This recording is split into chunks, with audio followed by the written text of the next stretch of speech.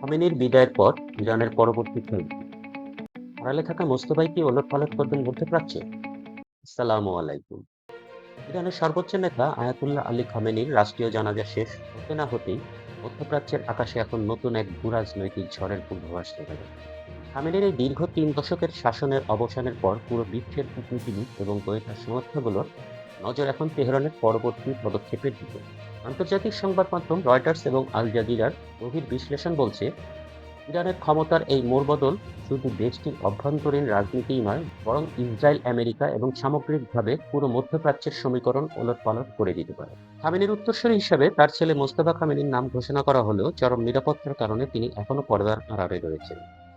এই পরিস্থিতিতে ইরান কি আমেরিকার বিরুদ্ধে তার পরমাণু কর্মসূচি আরো গতিশীল করবে, নাকি ইসরায়েলের বিরুদ্ধে প্রক্সি যুদ্ধে আরো তীব্র করবে? আন্তর্জাতিক গণমাধ্যমের নির্ভরযোগ্য তথ্যের ভিত্তিতে তৈরি আমাদের আজকের এই বিশেষ প্রতিবেদনে আজ আমরা উন্মোচন করব ইরান ও মধ্যপ্রাচ্যের আগামী দিনের সেই সম্ভাব্য রাজনৈতিক খেলা। আন্তর্জাতিক বিশ্লেষকদের মতে ইরানের পরবর্তী সর্বোচ্চ নেতা মোস্তফা খামেনির সামনে এখন সবচেয়ে বড় চ্যালেঞ্জ হলো নিজের ক্ষমতাকে সুসংহত করা। মার্কিন ও ইসরায়েলি বিমান হামলার আহত হওয়ার খবর এবং কঠোর নিরাপত্তা ঝুঁকির কারণে তিনি এখনো জনগণের সামনে না এলেও পর্দার আড়াল থেকে তিনি দেশটির সবচেয়ে শক্তিশালী সামরিক বাহিনী ইসলামী বিপ্লবী গার্ড বাহিনী বা আইআরজিসির সাথে সরাসরি যোগাযোগ রাখছেন। আল জাজিরার একটি প্রতিবেদনে বলা হয়েছে, ইরানের চূড়ান্ত সিদ্ধান্ত এখন আইআরজিসির জেনারেলদের ওপর অনেকটাই নির্ভরশীল।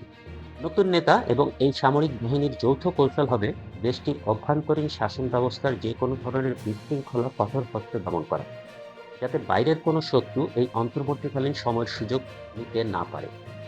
পশ্চিমা থিঙ্ক ট্যাঙ্কারগুলোর মতে খামেনির পরবর্তী ইরানের সবচেয়ে বড় খেলা হতে পারে তাদের পরমাণু কর্মসূচিকে চূড়ান্ত রূপ দেওয়া। রয়টার্স জানাচ্ছে, আমেরিকা ও ইসরায়েলের লাগাতার চাপের মুখে ইরান এখন ইউরেনিয়াম সমৃদ্ধকরণের মাত্রাকে এমন এক পর্যায়ে নিয়ে গেছে যেখান থেকে পরমাণু অস্ত্র তৈরি করা কেবল সময়ের ব্যাপার। খামেনির মৃত্যুর পর ইরানের নতুন নেতৃত্ব পশ্চিমা দেশগুলোর সাথে কোনো ধরনের আপোষ বা চুক্তিতে যাওয়াকে নিজেদের সুরক্ষার পরমাণু প্রতিরোধ ব্যবস্থা গড়ে তোলাকেই প্রধান লক্ষ্য বানাতে পারে। আর এটি এই মুহূর্তে ওয়াশিংটন এবং তেল আবিবের ঘুম হারাম করে দিয়েছে। ইরানের পরবর্তী চালের আরেকটি গুরুত্বপূর্ণ অংশ হল লেবাননের হিজবুল্লাহ, ইয়েমেনের হুথি এবং ইরাক ও সিরিয়ার ইরান সমর্থিত সশস্ত্র গোষ্ঠীগুলো। খামেনির বিদায়ের পর অনেকেই ভাবতেন এই প্রক্সি নেটওয়ার্ক হয়তো দুর্বল হয়ে পড়বে, কিন্তু আন্তর্জাতিক সামরিক বিশেষজ্ঞরা বলছেন ভিন্ন কথা। ইরান এই মুহূর্তে চীন ও রাশিয়ার সাথে তাদের অর্থনৈতিক ও সামরিক সম্পর্ককে আরও জোরদার করছে, যা মধ্যপ্রাচ্যে আমেরিকার আধিপত্যকে সরাসরি চ্যালেঞ্জ জানাচ্ছে।